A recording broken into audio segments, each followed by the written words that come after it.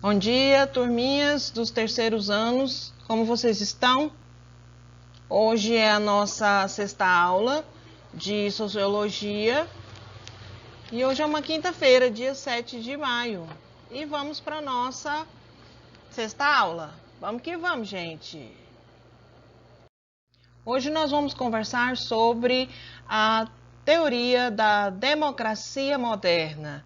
Esse é um assunto muito interessante e quero que vocês prestem bastante atenção.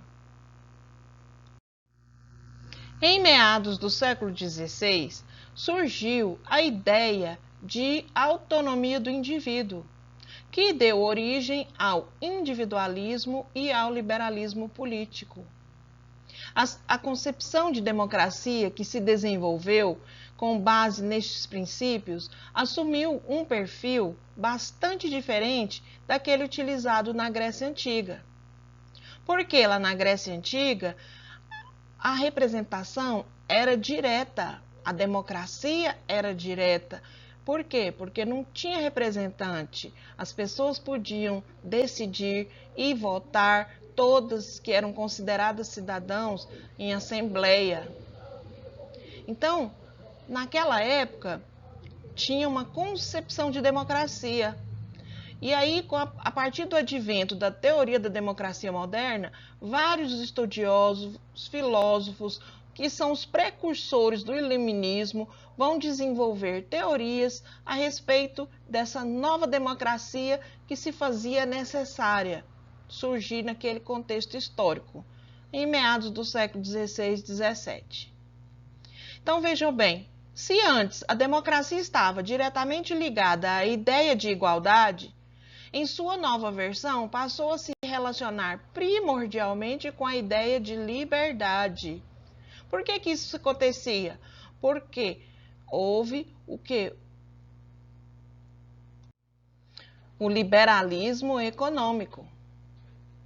Em decorrência dos ideais desenvolvidos neste contexto histórico, o principal dilema político fundamentava-se na limitação do poder do soberano, que às vezes se confundia com o próprio Estado, e na ampliação das liberdades individuais, como o direito de dispor da propriedade material e a defender-se judicialmente.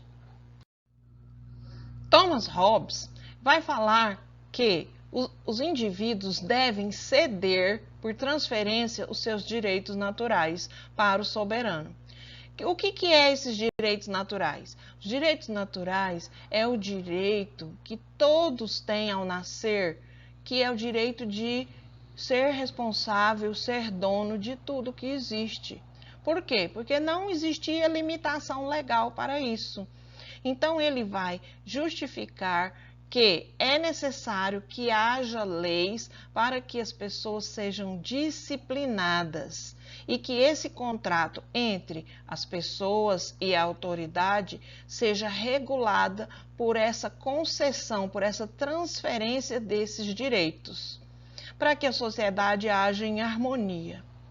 Então, Hobbes manifestou uma preferência pela monarquia absolutista. Já para o John Locke, o que é importante? É importante o quê? O governante garantir todas as prerrogativas individuais para os cidadãos, tais como a segurança jurídica e a propriedade privada. John Locke vai falar que o poder soberano deve permanecer nas mãos dos cidadãos. E aí, o governante, o monarca, é que tem que garantir a segurança e a propriedade para o cidadão. Então, John Locke tem um raciocínio diferente, a sua teoria é diferente. Então, é muito importante, por quê? Porque ele vai defender que o funcionamento das instituições políticas democráticas e assim como as leis têm que valer igualmente para todos.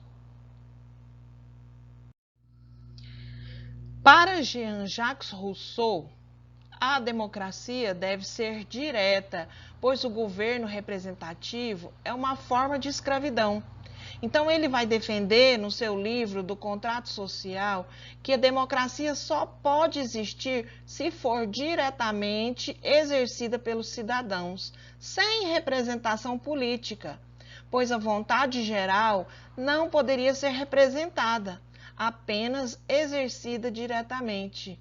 Para Rousseau, a democracia direta é o único sistema legítimo de autoridade e de ato político.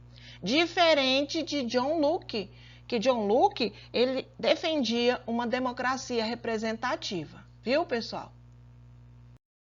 E Montesquieu? Montesquieu vai trazer para a gente um raciocínio de que a igualdade na democracia é algo muito difícil de se garantir. E aí ele vai propor os 3 poderes: o legislativo, o executivo e o judiciário. Os 3 poderes têm funções independentes entre si. E então, de maneira resumida, caberá ao poder legislativo as funções de fiscalizar o poder executivo, votar leis de interesse público nas instâncias relativas, municipal, estadual e federal. E, em situações específicas, julgar autoridades como o presidente da República ou os próprios membros do parlamento. O executivo é o poder do Estado que, nos moldes da Constituição de um país, tem por atribuição governar a nação e administrar os interesses públicos, colocando em prática políticas públicas e leis, e garantindo o acesso ao direito para todas as pessoas. Por fim, o poder judiciário, que deve ser exercido pelos juízes, que têm a capacidade e a prerrogativa de julgar com base nas regras constitucionais e nas leis criadas pelo poder legislativo. E Karl Marx e Friedrich Engels? Eles acreditavam que o governo democrático seria inviável numa sociedade capitalista, pois a regulação democrática da vida não poderia se realizar com as limitações impostas pelas relações capitalistas de produção. Seria necessário, portanto, mudar as bases da sociedade para criar a possibilidade de uma política democrática. Para entender a posição destes 2 autores com relação à democracia, é necessário entender como eles percebem a função do Estado na sociedade capitalista. Para Marx e Engels, os princípios que regem a liberdade dos indivíduos e defendem o direito à propriedade tratam as pessoas como iguais apenas formalmente. O movimento em favor do sufrágio universal, o que é o sufrágio universal? Liberdade de voto, de escolher seus governantes, seus representantes, e de igualdade política, é reconhecida por Marx como um passo importante, mas, segundo esse autor, o seu potencial emancipador está limitado pelas desigualdades sociais. Desse modo, as democracias liberais seriam cerceadas pelo capital privado. Então, para Marx e Engels, eles reconhecem o Estado e a democracia, porém, têm plena consciência de que o que vai acontecer é a opressão de uma classe social sobre a outra.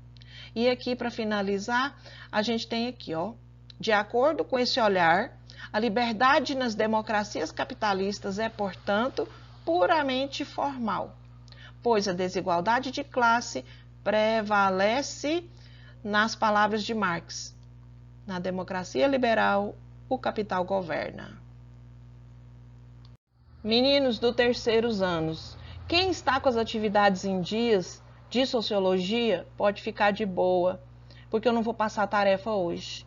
Mas para aqueles que estão com as atividades atrasadas, eu quero que coloquem em dias. Caso você esteja com alguma tarefa atrasada, pode entrar em contato comigo no privado que eu mando o link, tá bom? E quero que vocês respondam o quiz de sociologia da aula passada, da semana passada, porque eu tive participação sim, mas tem muita gente ainda que precisa participar, tá bom? Então fiquem com Deus, tenham um ótimo restante de tarde, de quinta-feira. Um beijo e até a nossa próxima aula semana que vem. Tchau, tchau, pessoal!